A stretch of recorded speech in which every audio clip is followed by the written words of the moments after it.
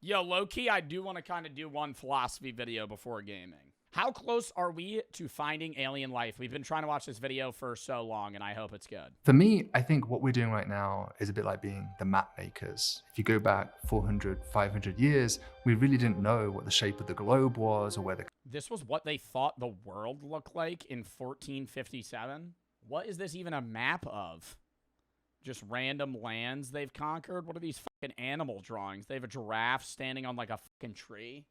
continents were, and people were voyaging out into the unknown and drawing the first maps. Okay, I'm glad we live in the time we do, but how cool that would have felt to be a genuine explorer, right?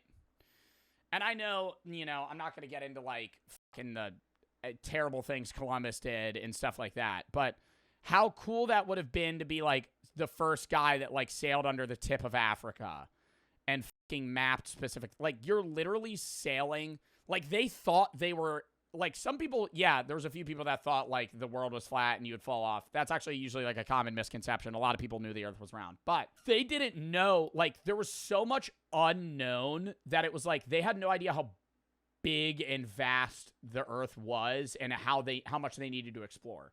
Like, there were people that factored in, like, the circumference of the Earth before they, like, explored everything. But even then, they didn't know where land was or what would show up or what would be there. Like, it was literally like playing a video game. Like, they were just finding shit. And I think a lot of what we're doing right now is kind of similar as astronomers. We are map makers, essentially. We are looking out and trying to draw not the continents, but the maps of the exoplanets that our distant descendants might one day visit and perhaps even build colonies on. It's wild. We're in this space now where, like, astronomers that are mapping, you know, the universe are at the level where they're not questioning whether or not alien life exists. They're racing to find it first.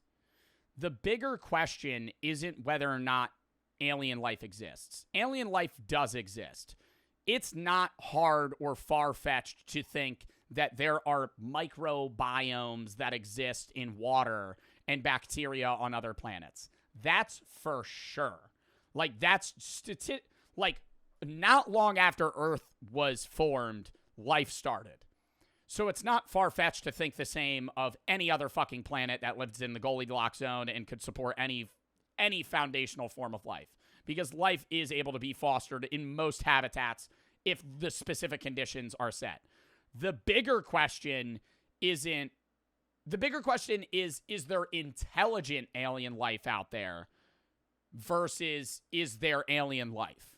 Like, within our proximity of our own galaxy, there's definitively, like the Milky Way galaxy, there's probably life. I would say most certainly there's life. But intelligent life is much further, it's much farther and few between. So that's kind of the more complex question on, like, where would that be versus are we going to find, like, not even a chipmunk or something, like not even a definitive animal. You could just find, like, plants or fucking bacteria on another planet. Like, that's almost given. They're just racing to do it first because they want to be the first guy that does it. And the question is, why do we have this urge? I think deep down, the natural endpoint of this whole goal of looking for planets is to answer the question, are we alone? I think it's to answer the question, are we alone? But also, like, it helps us find our own purpose. Humans innately want to know if there's stuff out there, not just because are we alone, but if we're alone, that gives it doesn't answer questions, but it changes our perspective on a lot of things. That's why certain religions have specific answers for that, as well as just individuals in their own personal philosophical beliefs on if we're alone, because that maps their worldview on how important humans are, as well as our species and Earth in general. We are immediately less important as a species if there's other life. If there's other life and it's broad, vast, and on multiple planets, being alive isn't that crazy. You being alive right now is, and you being the species you are is, but I'm saying, like, Earth in general isn't special in that sense. Why do we know more about space than the ocean? I don't think we know more about space than the ocean. I think there's more space that's undiscovered than the ocean. We've just seen a lot of the observable universe, but not vastly. The reason we can do that better, though, is telescopes, you're able to see shit. The ocean is majority empty and, like, uninhabitable or undiscoverable from our point of view. It's not easier necessarily, but you're more able to, like, look upward and fucking use the Hubble Space Telescope to fucking scan a bunch of planets and look at their surfaces and do a bunch of math and physics and see what their biology might be like, versus you just like literally just fucking wandering the ocean for periods of time. Light can't reach the bottom of the ocean. That's another big thing. It's harder to see. We know, like, we can guess what's in the first 100 feet of the ocean around the world. That's not what's really undiscovered. It's like, what the fuck is at the bottom of the ocean all around? No, we can't. Yeah, we can. You can guess what's in the first 100 feet. Like, we've seen, I'm not saying we've seen all of that, but the majority of the ocean's empty. It's the pressure, the darkness, and the uninhabitability of it. But even then, we still find shit at the bottom of the ocean that's very useful. Like, right now, there's a war going on. Not a war, but a war for these rocks that are at the bottom of the ocean. They're like metal, they're metal rocks. Deep sea mining. And people are fighting over, like, these rocks here. And they're basically, they've taken like hundreds of thousands of years to form. And they're metal. And we need them. And countries want to fight over them first so they can use them. And they're all like, they're all just planted across the ocean floor. Johnny Harris did a great video on them if you want to watch it. Off topic. But there's like an active, here it is. Off topic. Freezing down here. And it's incredible. Called polymetallic nodules. And look, there's just billions of them down here. And we want them. Like, really, the U.S. really wants them. Why? It's just useful. Metal's valuable. We're able to use them for specific things, technology, military. It gives you power. The more power you have, it's not vibranium. We have a limited amount of stuff on this Earth. That's a big thing, is we're not capable of going to other places and bringing stuff back yet. So when we run out of shit, you need... That's why we recycle, too, like metals and stuff. But, like, gold, you have a finite amount. You have a finite amount of a lot of things, and you need the more that is available abundantly, you want to grab that quick so you could use it instead of other people. In the similar way that Galileo 400 years ago was first starting astronomy and couldn't have imagined how astronomy and the discovery of exoplanets and cosmology would be born from his work with the telescope, we have a long journey ahead of us in astronomy too to answering this question about life in the universe. But it is the great question, and a question which I think many of our future descendants will be inspired to continue studying. My name is David Kipping. I'm a professor of astronomy at Columbia University and director of the Cool Worlds Lab. Dude, I would love to take just one astronomy class at like a college. I mean, I've taken astronomy, but, you know, not at Columbia University. There's a long history of people claiming planets which look Earth-like, Earth 2.0, Earth twins. I think a famous example was Gliese 581g. That got a lot of people very excited, but of course, within I think 2 or 3 weeks, another independent team showed that this planet was not real. And so we've already had several claims of not only Earth-like planets, but even life. There's been claims of life on Venus, there's been claims of life on interstellar asteroids, and of course there's many UFOs that we often hear about. And so there is a sense of exhaustion at this point. I think a lot of people probably naively assume that we have a whole bunch of Earth twins at this point, and that's really not the case. One of the hardest scientific aspects of this is that you can't prove a negative. So I can never prove to you that Mars does not have life on it.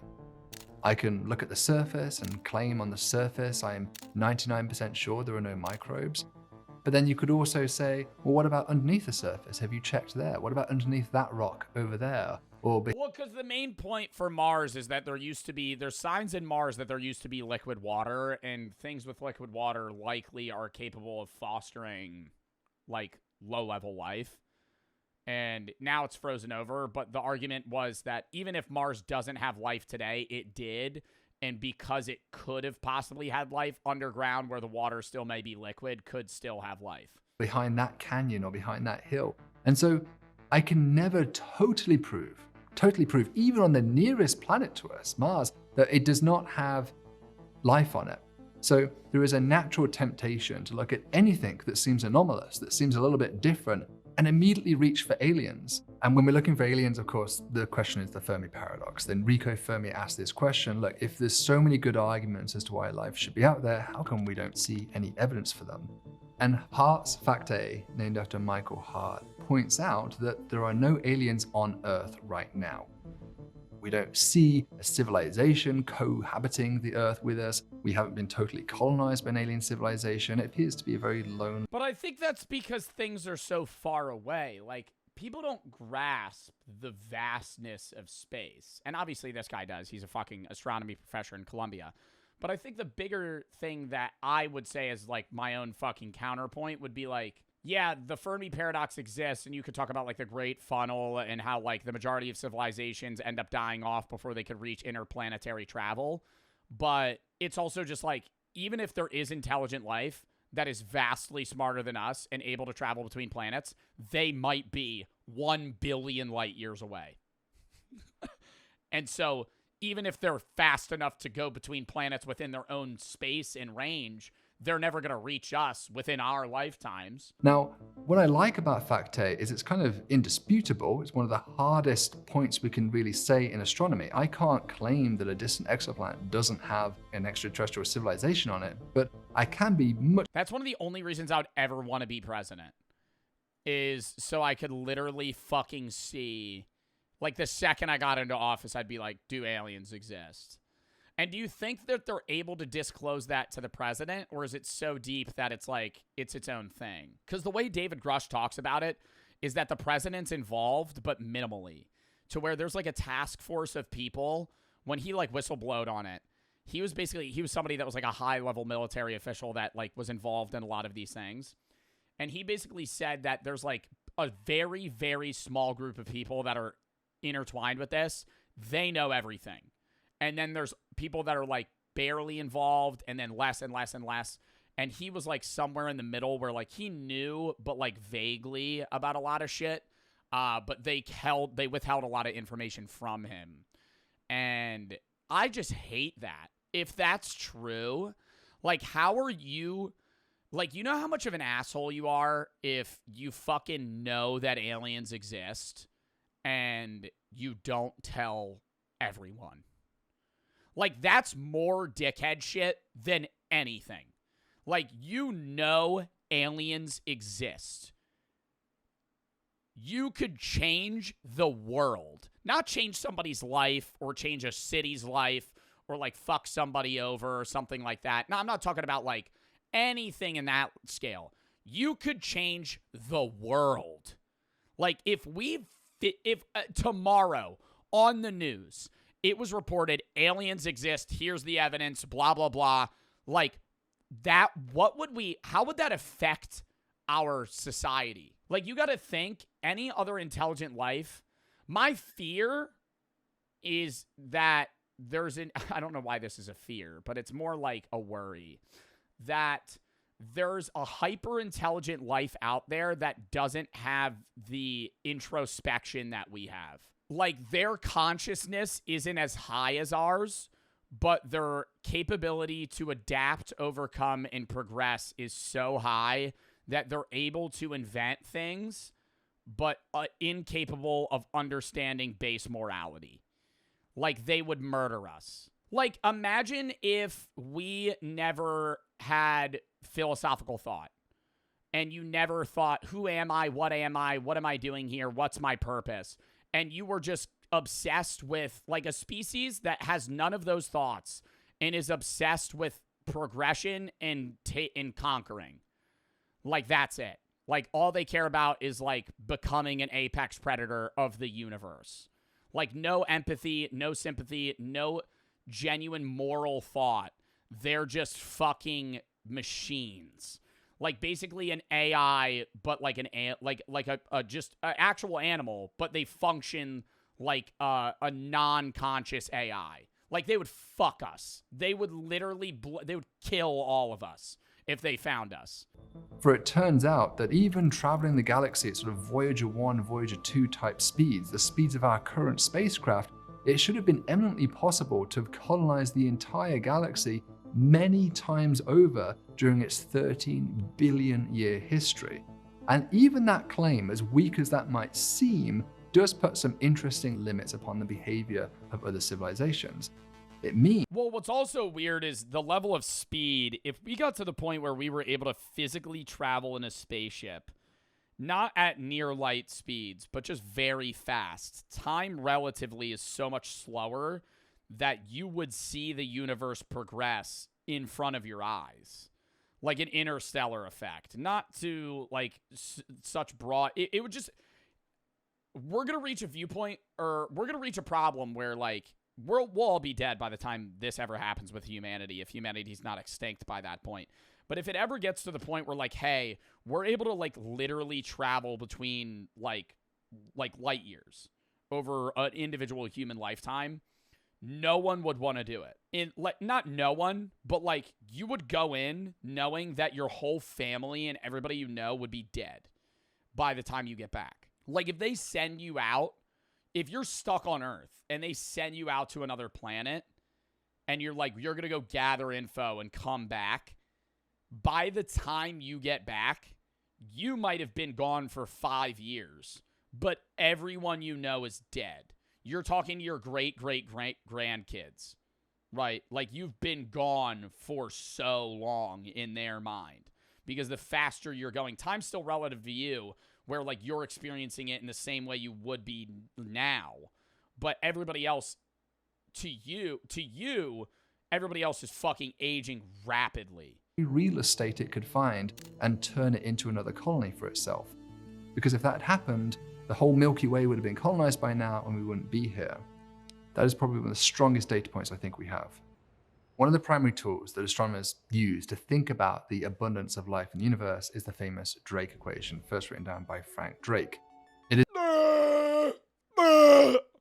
capital R star weird F P N E X F1 Fi FCL is essentially the number of stars in yeah, the Drake equation. Yeah, I know about that one. the galaxy multiplied by a long list of possible factors, such as how often do you have planets, how often are those planets Earth-like, how often does life begin on those planets, and so on and so on. Now, when we look at this, it's like a narrowing filter, and you can imagine with the rare Earth hypothesis by Ward and Brownlee adding on extra terms, such as having how often does the planet have a large moon? How often does it have the same mass as the Earth? How often does it have the same... And it's wild we do, like, dude, we need the moon. Little fun fact, too, the moon's actually getting further and further away from Earth. Very, very, very minimally. But the Earth over every year is going to eventually leave Earth. But we need the moon. Why? For oceans. Ocean tides. If the moon disappeared, waves wouldn't exist. That's one big reason, and you need that to support ocean life and to support a bunch of other things. You need the I learned that in oceanography. I fell asleep in a lot of those classes, but it was one of the most boring classes I've ever taken. But one of the only cool things I learned about in oceanography was the moon and the ocean and how they're kind of required for our world to exist in a specific way. land mass fraction the Earth has, or the same ocean salinity or chemistry, etc., etc. And you can imagine adding on hundreds, even thousands of extra parameters onto the Drake equation, which get ever narrower. And of course, if you multiply a very large number of fractions together, you'll eventually get zero. Now, on each one of those criteria, you can make a good case as to why life on Earth indeed requires those conditions. However, we really don't know whether life elsewhere does or does not. Yeah, it does not need, like, we're basing whether or not alien life exists off of how our Earth functions as a whole. But you don't know what type of life, or if it would, obviously it would make the most sense if it would be carbon-based. But you don't know if other life elsewhere in the universe would be required to start under the same conditions that Earth's life did. Require the same conditions And you can't test that. that we enjoy here on the Earth. So for example, there's some thermophiles that can range from minus 25 degrees Celsius, and then you have other extremophiles which can live at 125 degrees Celsius. Oh, what are they called? Like the little space bears? What are they called? Tardigrades have survived exposure to outer space. There's about 1,500 known species of phylum Tardigrada, a part of the superphylum Exiozoa. They sent them to space to orbit Earth on the outside of a rocket for 10 days. When the water bears returned to Earth, the scientists discovered that 68% lived through the ordeal, living in the vacuum of space. So, like, not even on a planet. And they look really weird. Look at them. They're like little obese worms. But the fact that extremophiles today can survive in such an extreme range of temperatures doesn't mean that life could begin under such an extreme range of temperatures. Maybe the nascent conditions for the birth pangs of life to begin with, the abiogenesis event, the spark of life which created all life on the Earth, maybe that requires very special and subtle temperature range that cannot be violated. These are questions we just don't know. What were the initial conditions on the Earth that led to the emergence of life? And if you just go another step further, even defining life is an incredibly difficult task, and there is definitely no consensus about how to call such a thing. Maybe it's actually better to call it more like porn, like you will know it. Okay, side note, and I want to say this, and then I'm going to fucking lock back into the video. This is going to sound corny as fuck, and I've said it before, but I'm going to say it again. This is awesome that we all exist at the same time right now watching this fucking video, okay? This is awesome. I know we're all going to die within 100 years, and that's going to blow ass. But this is pretty cool that we all exist right now, and we're all watching the same fucking video. And it's weird, right? It makes no sense, but it makes no sense for all of us, and that's awesome. When you see it, rather than having a strict textbook definition of it. NASA have certainly tried to have a definition. For a long time, we had a definition from NASA that said it is a self-replicating chemical system capable of Darwinian evolution. And that's pretty good, but maybe chemistry isn't actually necessary. Maybe you could have an AI system or self-replicating technology that would still resemble life in many ways, but wouldn't actually involve the kind of chemical systems that we're familiar with.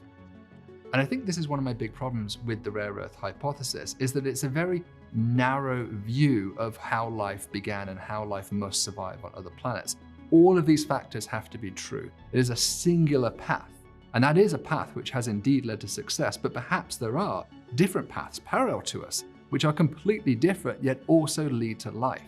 And so the Drake equation simply multiplies fractions by each other, but perhaps truly what it is missing is an additive sign. There is a second path below it, a different way of getting to intelligent civilization, and a different way after that, and a different way after that. And it is that addition that we just really can't do without a lot of creativity and discovery, because right now more than creativity, I think it would even be hard for AI to be able to fucking hypothesize what you would need in specific conditions, because you could come up with a billion scenarios where life would spawn under drastically different conditions, where one thing wouldn't exist but three other things would that could still foster life.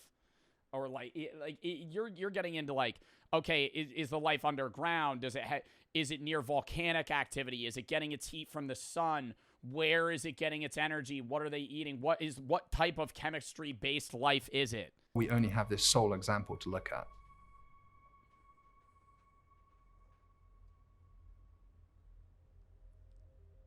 Dude, it's so weird to think right now, like, how far is the Voyager from us? 15 billion miles. Like, wow. Like, it's hauling ass through space right now. Voyager 1's traveling at 38,000 miles per hour, or 15 kilometers per second. Like, you wouldn't even see it if it zoomed by you. Like, it would just go, and you would be, you couldn't, before you even blinked, it would just be gone. 15 kilometers per second. And it's not even close to another fucking planet, I'm pretty sure. How far is Voyager 1 from another planet? Or another star is a better question. It's still 1.7 light years away from another star. It won't reach another star for 40,000 years. The average distance between stars is 5 light years. Voyager has only traveled 1 light day. It's not even traveling towards the next nearest star, so it won't be another 40,000 years till it hits another one. 1.7 light years away from one. God damn, dude. Yeah, the next nearest star would be Proxima Centauri. Dude, that's so fucking crazy. That's what I'm saying. Like, I think there's, dude, it's not even outlandish that there's like a bunch of other life that's like a little less smart than us or like way above us. But like shit is so far away. Shit is so far, like, dude, space is huge. When I think it's so fucking cool to look at stars and to know that that light is thousands of years old. Like, you could look at stars in the sky that are shining light at you that don't exist anymore.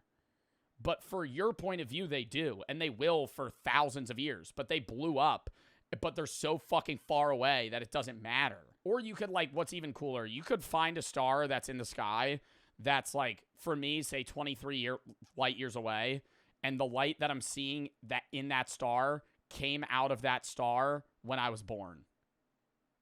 So there are 2 basic strategies which we might attempt to search for life in the universe. One is with a so-called biosignature, that is a signature of biochemistry essentially on another planet, and a second is a technosignature, the signature of technology. Now, technology obviously requires that not only do you have life, that an advanced civilization also developed on those planets. And so that naturally seems like a smaller piece of the pie to look at. However, those technosignatures could be very, very loud, heard from millions of light years away potentially, and could also perhaps be very persistent. We can imagine a civilization maybe building a beacon or something that could last for billions of years to perpetuate its knowledge into the cosmos. So a simple balance is not so easy in weighing which of these options would be most fruitful. The biosignature case certainly has had, I'd say... Bro, I'm literally about to... I would say just send out some shit and be like, bro, bring me back to life. Grab my reboot card. Grab my reboot card. Like, not even trying to do some Fortnite reference bullshit. I'd be like sending out radio frequencies. If this ever hits somebody, res my ass. Please. But if they brought me back, I wouldn't be me. Like, that's the fuck shit about cloning. Like, when they freeze bodies, when you're dead, you're dead. Like, if you... Bro, when I fucking hated that I learned this. When they freeze bodies in, like, that cryogenic freezer shit that rich people pay for, that if they ever have the technology, they'll bring you back, they're gonna clone your DNA and make another you. That you is not you. That's another guy that may have your memories, but realistically, it just has your DNA. Like... They'll be you in the physical sense, but not the actual psychological sense. You're dead. Like, if somebody cloned me and then I died, I'm still not alive. Joe 2's alive. Joe 1, me, dead. So once I'm dead, I'm gone. Like, I'm not coming back. Greater attention from entities like NASA and government funding agencies, because after all, you don't require all this evolutionary complexity. You can just have simple life and potentially still be able to see them.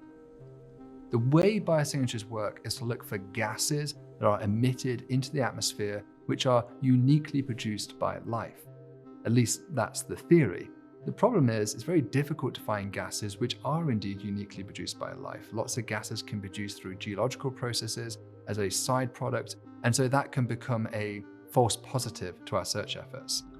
A classic example of this is oxygen. Of course, plant-based life manufactures oxygen on the Earth through the process of photosynthesis, and so it would seem like oxygen would be a good thing to look for. But we could imagine different types of planets where oxygen is being manufactured without the need. Bro, side note, I hate movies that are like sci-fi, and every time they land on the planet, they're like, oh, did my readings. Oh, it's safe for me to breathe this air. The fuck out of here. The fuck out of here. Get the fuck out of here. What are the odds every planet you go on, you can fucking breathe the air in? None. 1 out of a fucking million, dude. Your ass is gonna, the second you go, you're dead.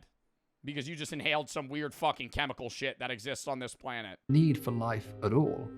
One possible way this could happen They did their readings, though? Yeah, on their fucking high-tech Apple Watch. is through a process called photolysis. So ultraviolet radiation from the sun strikes the upper atmosphere. And if there's water in the atmosphere, that water will be split into hydrogen and oxygen, generating a significant amount of oxygen in a planet without any life involved. And so that signature would be a false positive for us. If we're not careful, we would interpret that to be life, whereas in fact, it is not. And so one of the biggest things I saw Hank Green say is, and I love watching his videos, that the current astronomers are kind of beelining around multiple planets that they think would have life, and they're kind of fact-checking a bunch of shit to be like, okay, well, it might not have it because of this or this or this. That's not saying that it doesn't. They just have to fact-check it. So more realistically, whoever finds the first planet that has life that's outside of Earth won't even know it. They'll just go, this might have life, and they'll probably get shit on for years. They might die before they're ever confirmed that it does. And whenever we figure out that it does have life, we'll go, oh, we already knew that fucking 150 years ago. We just weren't sure of it. Astronomers, chemists, biologists, we're involved in this game now of trying to imagine all of the different signatures that life could produce and all of the different and you won't get credit? Yeah, somebody else will steal it. Confounding factors that might trick us, and trying to find those unique combinations that we really trust as being the smoking gun that this has to be life. And once you have two starts to life in the solar system, that would essentially establish that life really would be everywhere in the universe.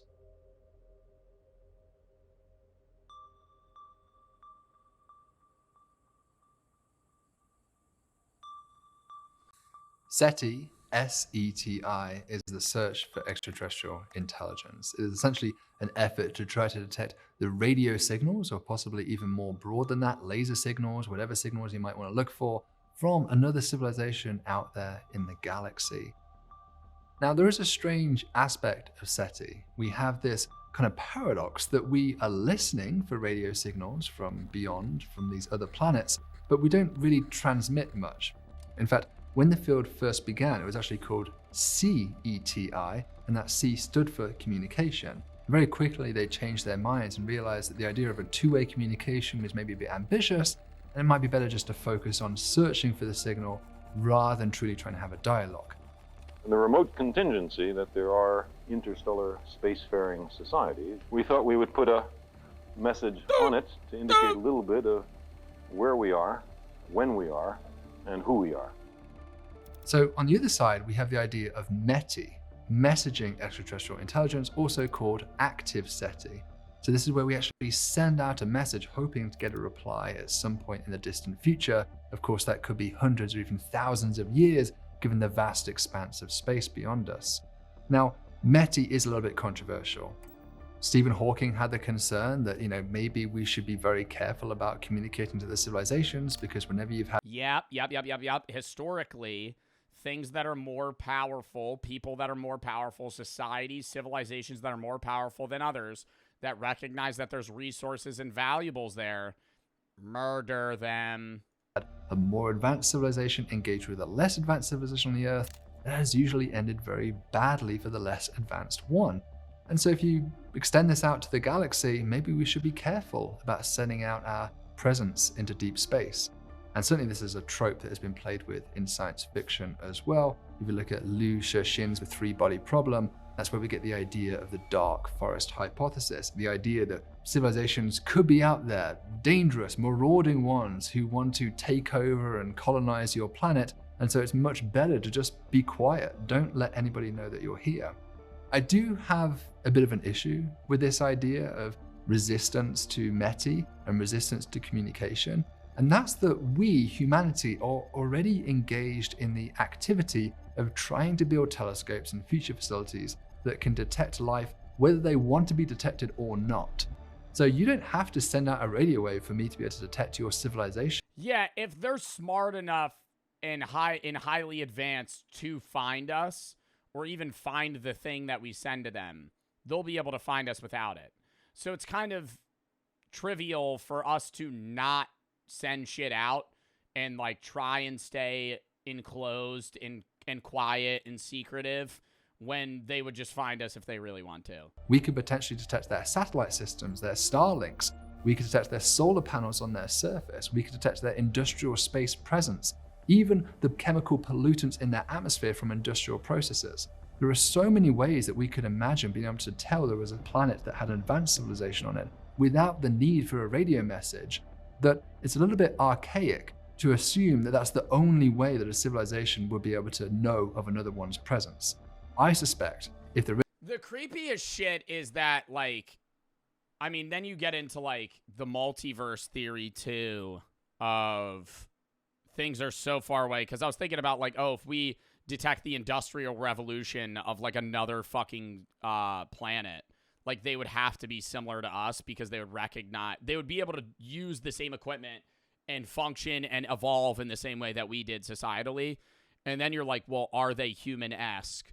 And then you think, well, if the universe is effectively infinite, there is another me out there that lives an almost identical life to me, but with a fractional difference. There's so many creepy theories out there that, like, mind fuck you, or like the fact that the universe could effectively infinitely expand, collapse, and expand again, to where this might have been the 10th, 100th, or millionth time that you've been living this exact life, and you're stuck in a never-ending loop where you're gonna live, die, and then be reborn on the same universe, just kind of formatted slightly differently forever. There is another advanced civilization out there in the galaxy. They already know that we are here.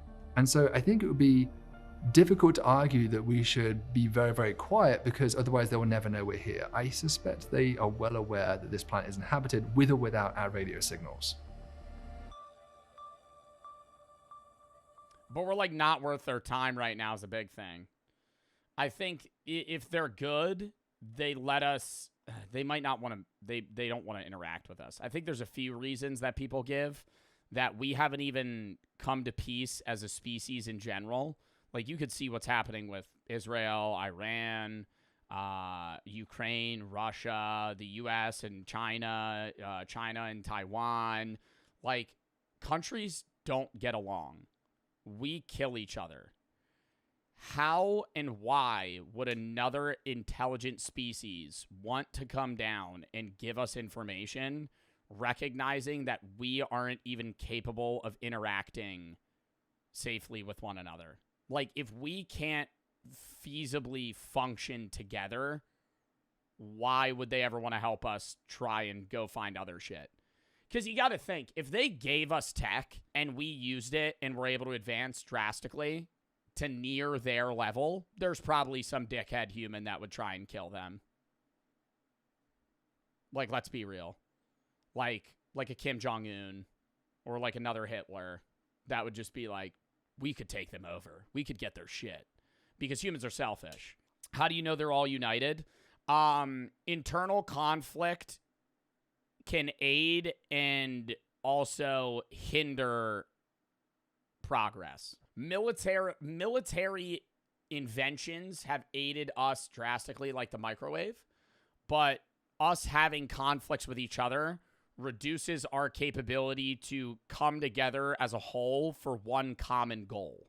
Military unites nations to do so, but momentarily. I think that's why a lot of things get done during wartime, because a few countries and a lot of people come together to try and find some goal. But when we're all peaceful doing our own thing and we don't interact, like, if we were all cumulatively, like, peaceful as a nation, we would be able to have US scientists, Russian scientists, Chinese scientists, and all these world powers that have a lot of money, kind of stand each other up and progress. Like, we would be able to accomplish a lot more universally if we were able to work together. Communicating over large distances, and really we mean extremely large distances when we're talking about the galaxy, requires a lot of energy. And so this is a real problem. If you want to communicate your presence across the entire galaxy, you're going to need a transmitter which is ultimately the size of a planet or even the size of a star, and it has to be turned on all the time. For as soon as you turn that signal off, of course, the light wave will stop, and so you're going to have a finite time in which you could be detected. So An interesting question is, how could we build a communication system that would be much more long-lived? There's an interesting idea by Luke Arnold who suggested that rather than trying to build a giant transmitter, be it radio or laser or whatever it is, instead you do something passive. And so his idea was to exploit the transit method of looking for exoplanets. We could build a giant structure in space of a very elaborate shape that would transit in front of the star, maybe a giant triangle, for instance. And as this triangle transits in front of the star, it would create a very remarkable and alien-looking transit signature, something which nature should never produce, that we would be able to tell from afar. There must be something that's like such a perfect shape and made in such a way that you'd be like, why is there a fucking triangle hovering over that star? Because anything that would be our level of civilization could look at that and even not be hyper advanced and be like, wow, that can't be normal. Civilization who built that. And the beauty of this is that it requires no power system. The sun itself is powering that for billions of years. It requires no mechanical parts, no maintenance. It's just going to sit there for billions of years saying, hey, there is somebody around this. Another example is to leave something physical behind for them to find. And of course, this is an idea that was played with the film 2001: A Space Odyssey, where there's these monoliths which are left within the solar system, especially beneath the lunar surface. And I think that is a really terrific place to leave something. The moon has no active geology, it has no atmosphere, it has no weathering. Yeah, so nothing's gonna get changed. If you leave it on Earth, it'll be gone in a period of time. Think about Neil Armstrong's footprints. They're going to be there for at least 1 million years. Wow! Wow! No, that's sick, dude. His footprints are going to be there for 1 million years. Anything that you leave on the lunar surface is going to be preserved for a very, very long time, millions of years. Except for asteroid impacts. Yeah, if it gets fucking smothered, but you would still see the remnants. Could potentially encode a message, maybe an LLM, an AI agent that could teach another civilization about who we were. And the extra benefit would be, of course, to bury it maybe 1 meter beneath the surface, where you're now protected from micrometeorites as well.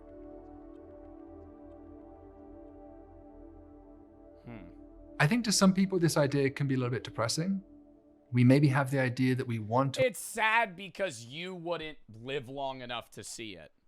We're never gonna see this. Actually meet them on the White House lawn, shake their hand like we see in sci-fi films, and have a communication, a dialogue in real time. But if we're being more realistic about it, maybe that's just never gonna happen. And if we concede that that might be an improbable circumstance, perhaps the next best thing we can hope for is to communicate not in a simultaneous sense, but through time. We could leave something behind in the same way that our ancestors speak to us through the monuments they left. Wow. We too have an opportunity to build something on the moon, I would claim, that could last for billions of years and be a record. And perhaps the most likely advanced civilization that is going to discover that relic that we leave behind will be a future descendant of the Earth. For the Earth has another 1 billion years left to go in its evolutionary history. And think about all the advanced evolution that has occurred in just 500 million years. We've gone from single-celled organisms to us. What's going to happen in another 1 billion years? We will probably disappear at some point. And I can imagine not just one, but perhaps multiple advanced civilizations re-arising on this planet, having their own space age. Dude, and the craziest shit too is like, if you move to, say we get to the point where we're able to, perfect interplanetary travel, and you don't move to a planet that has the same exact, gravitational pull and environment that we have here, they would eventually evolve to be different species, over a very long period of time. Say a bunch of people stay on Earth, and a lot of people move to another planet in another galaxy, and then they don't really leave. They live on that, even if they interact, they live on that planet for 1 million billion years. Eventually, their actual biology would be different. And they will go to the moon, find this relic, and perhaps know something about who we were. To me, that is the most likely alien encounter we're going to have. With ourself? That's weird. That was a really fun video. I'm happy we watched that. I know we've been doing a lot of just chatting, chat, but the majority was the top 50 games. All right, let's get into gaming now.